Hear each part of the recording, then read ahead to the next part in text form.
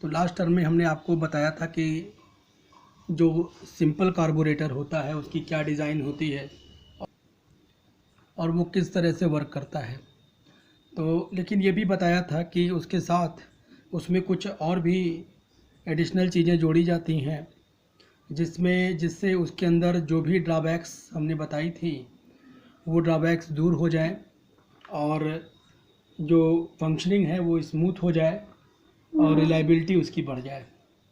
तो ये सब करने के लिए मतलब जो मेन चीज़ होनी चाहिए कि हम अगर जो गाड़ी ठंडी हो तो आसानी से ठंडी में जो है आसानी से जो है स्टार्ट हो जाए, और जब हम चाहें कि रिच मिक्सचर तो रिच मिक्सचर मिल जाए एक्सीलेशन के समय, और या स्लो आइडलिंग के समय, और या हाई स्पीड के समय जब हमको रिच मिक्सचर चाहिए उस समय मिल जाए।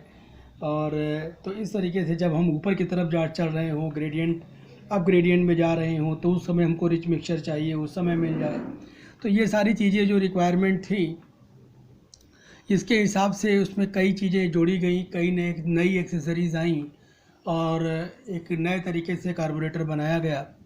तो वही लिखा है हमने यहाँ पर कि जो कॉम्प्लेक्स डिज़ाइन थोड़ा सा कॉम्प्लेक्स हो गई, इसमें बहुत सारी चीज़ें इसमें आ गई, तो कंप्लीट और कॉम्प्लेक्स कार्बोरेटर हमने इसीलिए बोला। तो ये लिखा हुआ है designed to meet the demand of engine under all condition of operation.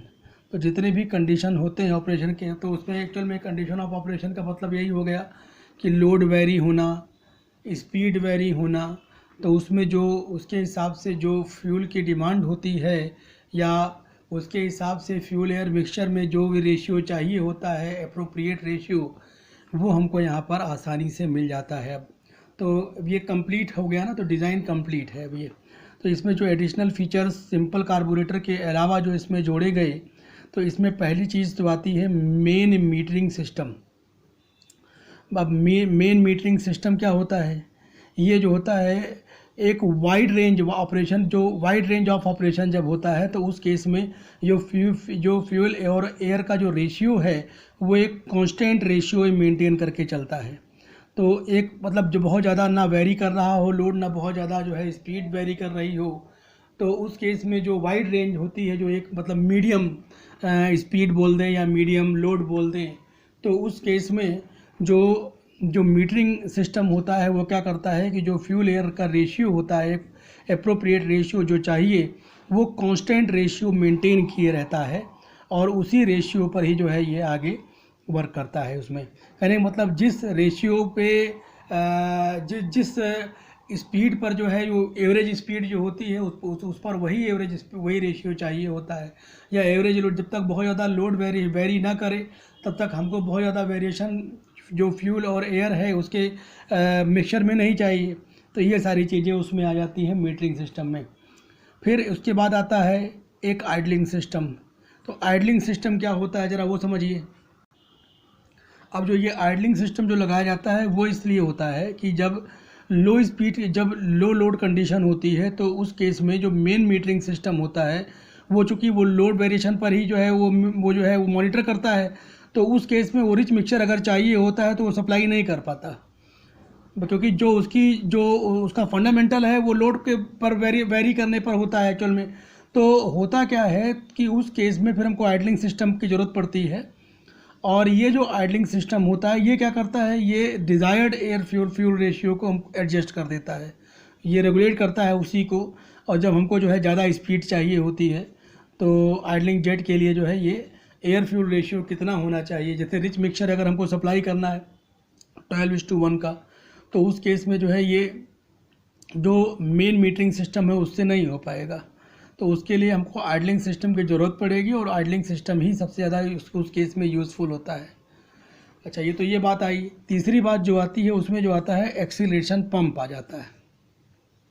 अब जब बहुत तेज़ी से अगर एक्सीलेट गाड़ी को करा रहे हैं, एकदम से सीधे रैपिड हमको जो है उस पर स्पीड चाहिए, तो रैपिड स्पीड के लिए जो एयर फ्यूल का जो मिक्सचर है, मतलब उसमें फ्यूल का रेशियो बढ़ जाना चाहिए। मतलब रिच मिक्सचर तभी वो रिच मिक्सचर कहलाएगा कि जब एयर और फ्यूल जब मिक्स होता है तभी जो है वो बर्निंग होती है। तो उस केस में क्या है कि जब फ्यूल का जो रेशियो है एयर के साथ वो बढ़ जाएगा। तो अब जो है मिक्सचर क्या कहलाएगा, रिच मिक्सचर कहलाएगा। अब ये जो रिच मिक्सचर है उस केस में अब हमको ये एक्सीलरेटिंग पंप के थ्रू ही मिल पाएगा। तो जो ये पंप होता है ये हमारी रिक्वायरमेंट जब होती है, जब हमको रैपिडली गाड़ी को जो है स्पीड देनी होती है या बहुत तेज़ चलानी होती, तो उस केस में ऐसा ये एक्सीलरेशन पंप जो होता है ये काम करता है। हम फिगर भी अभी दिखाएंगे आपको, जिसमें बहुत सारे जो कंपोनेंट हैं वो आपको दिखाई भी पड़ेंगे। तो ये सारी चीज़ें आप ऐसे समझ सकते हैं। चोक तो सभी गाड़ियों में आप लोगों ने देखा होगा कि जब गाड़ी आप लोग स्टार्ट करते हैं और काफ़ी जब स्टार्ट करते करते थक जाते हैं, गाड़ी बहुत दिनों से खड़ी हुई है और आप स्टार्ट करने लगे और स्टार्ट करते करते थक गए, नहीं स्टार्ट हो पा रही है, या ठंडी के दिनों में तो अक्सर ये हो जाता है कि आप जब गाड़ी निकालें और स्टार्ट करना शुरू किए वो स्टार्ट होती नहीं जल्दी से। तो उस केस में क्या होता है कि जब स्टार्ट गाड़ी नहीं होगी तो आप चोक लेते हैं। तो चोक का मतलब क्या होता है, चोक क्या होता है, एक नीचे की तरफ जहाँ से एयर आ रही होती है वहाँ पर एक वाल्व होता है जिसको बटरफ्लाई वाल्व कहते हैं, है ना। उसका नाम ही बटरफ्लाई वाल्व होता है। वो बिल्कुल बटरफ्लाई के जैसे पंख होते हैं उसी तरीके से आप समझिए, ठीक है। Located between the entrance to the carburettor and venturi throat, जो वेंचुरी थ्रोट होता है और कार्बोरेटर के एंट्रेंस पर, वही जहाँ से एयर आ रही होती है। और क्या है कि जब इस वाल्व को हम ऑपरेट करते हैं, वही कह रहा है कि when this valve is operated, जब हम इस वाल्व को ऑपरेट करेंगे तो it chokes the air passage. तो एयर का जो पास हो रहा है, क्योंकि एयर तो वहीं से आती है, आप समझते हैं, जो एयर है वो जहाँ से आ रही है उस रास्ते को ये क्या कर देता है, चोक कर देता है। इसीलिए चोक वाल्व कहते हैं इसको, इसीलिए इसको बटरफ्लाई वाल्व कहते हैं। ये इस पर जो है हर एक, देखिए जितनी भी गाड़ियाँ होती हैं उसमें एक चोक का जो है अलग से नॉब दिया रहता है, स्विच दिया रहता है। जब आप चोक ले लोगे तो उसके इसमें क्या होगा कि एयर जो होती है, एयर का पास होना वहाँ से बंद हो जाएगा। जहाँ से एयर अंदर आ रही थी, कहने का मतलब कार्बोरेटर के अंदर अब एयर का जो पास होगा वो बंद हो जाएगा, कह रहा है। तो या फिर बहुत ही स्मॉल क्वांटिटी में एयर पास होने लगती है, ये भी कह रहा है allows very small quantity of air to flow. तो अब जो है बहुत ही थोड़ी सी एयर जो है फ्लो होने लगती है। तो एयर तो बहुत थोड़ी फ्लो हुई, लेकिन जो फ्यूल की सप्लाई है वो तो ज़्यादा रहेगी ही रहेगी, फ्यूल तो रहेगा ही रहेगा। Hence small quantity of fuel, अब उस केस में जो थोड़ी सी भी जो फ्यूल ऊपर जो है वेपराइज होकर के जो पहुंचा हुआ है, अब बहुत रिच मिक्सचर बना देता है उस केस में, क्योंकि अब एयर कम हो गई, फ्यूल की मात्रा बढ़ गई और फ्यूल जो है एटमाइज होकर के पहले से वहाँ पर पड़ा हुआ है। आप देख रहे थे कि जो वेंचुरी थी उसके टॉप पर, नोजल के टॉप पर वहाँ पर फ्यूल आ जाएगा और वो बहुत ही थोड़ी क्वांटिटी, भले ही ज़्यादा क्वांटिटी ना हो तो थोड़ी ही क्वांटिटी अगर होगी तो वहाँ पर, चूँकि एयर तो बहुत ही स्मॉल होती है उसके कंपैरिजन में, तो अब मिक्सचर जो होगा तो वो तो ऑटोमेटिकली रिच हो जाएगा, मिक्सचर बहुत ही ज़्यादा रिच हो जाएगा। और क्या करता है अब उस केस में क्या करता है, रिच मिक्सचर हो जाता है बहुत ही स्मॉल क्वांटिटी ऑफ एयर के साथ। Hence the mixture ignites without trouble, उस केस में फिर जैसे ही हल्का सा स्पार्क प्लग के पास जाएगा वो तुरंत जो है ये वो तुरंत इग्नाइट कर जाएगा और इंजन स्टार्ट हो जाएगा। यही हमारा पर्पज़ होता है, बेसिक पर्पज़ यही तो होता है, और क्या होता है। अच्छा, ये तो आपको समझ में आ गई होगी बात। जो मास फ्लो होता है, वैसे तो जो इसकी देखिए जो इसका डेरिवेशन है वो तो काफ़ी लंबा है। आप लोगों ने जब आईसी इंजन का सेपरेट कोर्स इसका पढ़ा होगा तो उस केस में ये सारी चीज़ें पढ़ाई भी जाती हैं। तो हम तो आपको यहाँ पर एक्स्ट्रा बता रहे हैं, जो कार्बोरेटर के बारे में इतनी सारी बातें बता रहे हैं। ये तो आपने जब आईसी इंजन का कोर्स पढ़ा होगा तो वहाँ पर पढ़ाया भी गया होगा कार्बोरेटर को अलग से भी आपको। तो जो ये मास फ्लो रेट है, इसकी जो इक्वेशन डेराइव करने के बाद आती है, डेरिवेशन के बाद जब आती है, तो वो डेरिवेशन के बाद जो इक्वेशन आती है कुछ इस तरीके से आती है। आप देखिए ये डेंसिटी है, ये टर्म डेंसिटी का टर्म है ये। तो ये क्या होता है, मास ऑफ एयर जो सप्लाइड होती है पर सेकेंड, जो भी रेट जो होगा उसका, तो ये CdA/AV √2 times ρA delta PA। अब ये CdA क्या है, आप लोगों ने पहले भी पढ़ा होगा। ये इक्वेशन जो होता है, जो बर्नौली थ्योरम है उसी का बेस बना करके उसी के कॉन्सेप्ट पर ड्राइव की गई है। जो वेंचुरी थ्रोट होता है वहाँ पर जो है उसमें आपने देखा, वहाँ पर हमने पीछे आपको बताया भी था कि जब वहाँ पर एयर जाती है तो चूँकि वो सकरा रास्ता होता है और वहाँ पर एरिया, क्रॉस सेक्शनल एरिया कम हो जाता है, तो जो एयर की वहाँ पर स्पीड होती है वो बढ़ जाती है। एयर की स्पीड बढ़ जाने से वहाँ पर प्रेशर जो होता है वो कम हो जाता है। तो वही सारी चीज़ें थी जो ये सारे कंसिडरेशंस लिए गए उसमें। और ले करके और बर्नौली थ्योरम को अप्लाई करके इक्वेशन निकाली गई।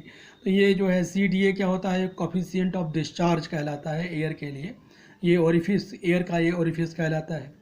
ये AV जो होगा एरिया ऑफ वेंचुरी कहलाएगा, ए से V और V सबस्क्रिप्ट जो बताता है वेंचुरी के लिए बताता है।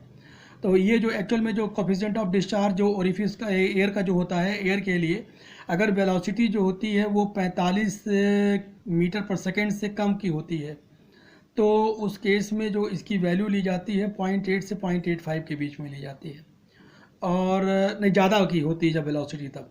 और अगर वेलोसिटी 45 मीटर पर सेकंड से कम की होगी तो 0.75 से 0.8 के बीच में इसकी वैल्यू वेरी करती है। ये इस तरीके से आप जानिए।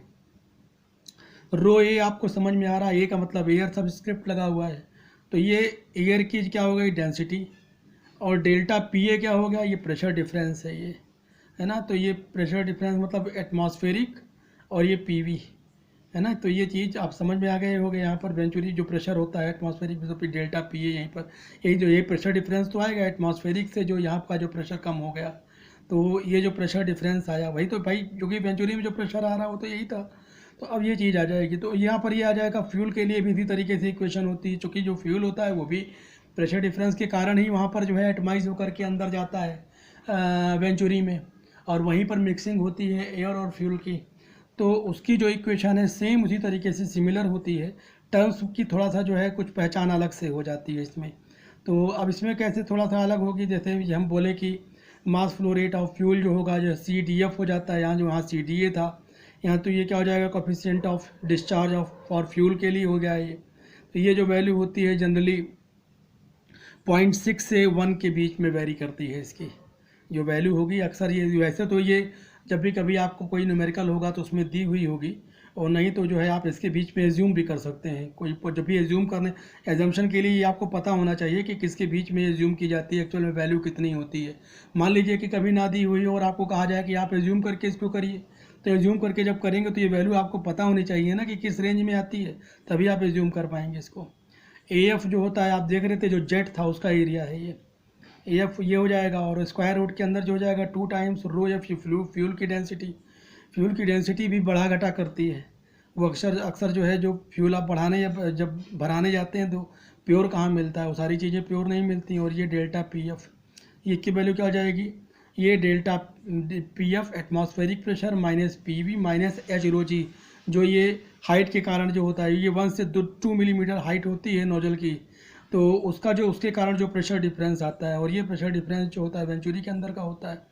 तो आपने पहले भी देखा था कि ये जो वैल्यू होती है P एटमॉस्फेरिक माइनस PV, ये डेल्टा PA के बराबर होती है। तो ये इक्वेशन हम ऐसे भी लिख सकते हैं, delta PA minus rho GH, और H की जो वैल्यू है वो 1 से 2 मिलीमीटर हाइट कह रहा है, हाइट ऑफ द नोजल, ठीक है, nozzle jet above the level of the float chamber. Float chamber हमने आपको दिखाया था पिछले वाले केस में, हम फिर भी आपको भी यहाँ पर दिखा देंगे।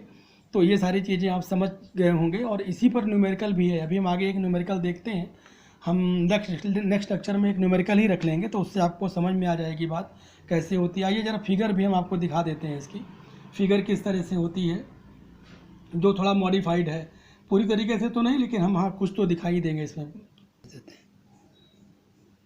अब यहाँ पर आप देख पा रहे हैं ये जो है ये एक तरीके का इसको बोलते हैं कार्बोरेटर। कार्बोरेटर भी कई तरीके के होते हैं। अब देखिए यहाँ पर ये सब क्या चीज़ें लगी हुई हैं, देखिए यहाँ पर इसमें जो है ये सारी चीज़ें, देखिए यहाँ पर ये फ्लोट चैम्बर दिखाया गया है, और इस केस में जो है देखिए यहाँ ये, और ये देखिए यहाँ पर लगाया गया है, ये 7 नंबर पर जो आप देख पा रहे हैं इसको बोलते हैं मीटरिंग रॉड, ये मीटरिंग रॉड कहलाती है। और ये जो फ्यूल पंप से देखिए यहाँ पर आ रहा फिल्टर होकर के फ्यूल, और अब यहाँ पर देख रहे हैं आप ये 10 नंबर पर देखिए क्या है, ये जो है आइडल फीड जेट है, ये आइडल फीड जेट। इधर से देखिए ये 11 नंबर पर हम पहुँच गए, ठीक है, ये बाईपास यहाँ इधर से आ गया। और यहाँ पर देखिए ये 8 नंबर वाला देखिए सबसे इम्पोर्टेंट, ये 8 नंबर वाला आप समझ सकते हैं क्या होगा। 8 नंबर पे ये थ्रॉटल वाल्व लगा हुआ है, ये है ना, ये 8 नंबर पे देखिए ये थ्रॉटल वाल्व है। ये देखिए ये एयर, ये थोड़ा सा उल्टा टाइप उल्टा दिखेगा आपको एयर। अब देखिए यहाँ से आ रही है एयर, यहाँ से आ रही, देखिए यहाँ पर ये देखिए ये आइडल स्क्रू एडजस्टमेंट है, ये जो है हम हैंड के थ्रू एडजस्ट कर सकते हैं। कहते नहीं कि जब वो आप लोग बताते हैं कि साहब हमारे गाड़ी का जो है एवरेज कम है और ज़्यादा है, तो जो मैकेनिक होता है वो इसी को जो है कम ज़्यादा कर देता है। तो जो एवरेज जो है घटाना बढ़ाना यहीं से होता है। अब जो है एयर जो देखिए यहाँ से आ रही है, नंबर 2 पर देखिए ये क्या है, अब आप पहचान सकते हैं नंबर 2 पर ये चोक वाल्व यही होगा, यही चोक वाल्व है ये, है ना। तो ये इस तरीके से ये आप देख रहे हैं। 4 नंबर पर देखिए यहाँ पर ये नोजल है ये, है। 3 नंबर भी आप देख लीजिए, ये प्राइमरी वेंचुरी है, ये कहलाती है। ये 5 नंबर पर आप देख लीजिए, यहाँ पर ये सेकेंडरी वेंचुरी कहलाती है ना। ये देख रहे हैं आप, ये थ्रोट है इस तरीके से। ये एक्सीलेटिंग पैडल आप दिखाई पड़ रहा है आपको यहाँ पर, ये एक्सीलेटिंग पैडल है ये। तो ये सारी चीज़ें आप देख करके अब समझ में आ गया होगा आपको कि ये किस तरीके से बना होता है। अब इसके साथ हम समझते हैं कि आपको ये अच्छे से समझ में आ गया होगा कि कार्बोरेटर किस तरीके से होता है, सिंपल डिज़ाइन उसकी क्या है, और उसके अंदर जो कॉम्प्लेक्सिटी डाली गई, जो और भी चीज़ें जो डाली गई उसकी कमियों को दूर करने के लिए, वो किस तरीके से डाली गई, सारी चीज़ें हमने आपको बता दी इसमें। अगले वाले लेक्चर में हम सोच रहे हैं कि एक न्यूमेरिकल इसका ले लेंगे, तो उससे जो है आपको ये भी पता चल जाएगा कि जो हमने आपको बताया ये फार्मूले दोनों, ये एक फार्मूले किस तरीके से इसको यूज़ किया जाता है ना। आज यहीं तक रखते हैं। Thank you.